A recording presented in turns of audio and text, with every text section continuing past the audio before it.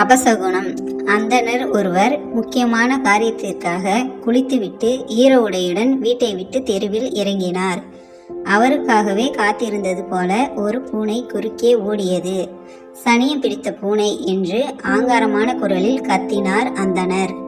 ஓடிய பூனை நின்றது. கோபத்துடன் திரும்பி பார்த்து அவரை முறைத்தது.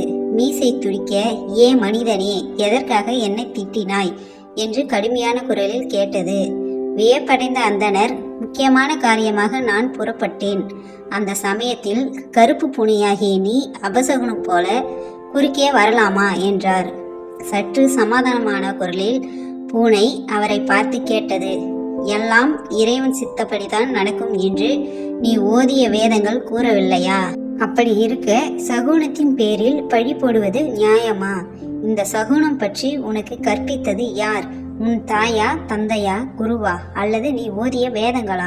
அனல் போல் பொழிந்த பூனையின் வாதங்களுக்கு பதில் சொல்ல முடியாமல் திணறினார் அந்தணர். பூனை தொடர்ந்தது. 3 நாட்களாக ஒரு எலியை குறிவைத்து நான் பாயும் போதெல்லாம் உங்கள் வீட்டிலிருந்து யாராவது குறுக்கே வந்துள்ளீர்கள்.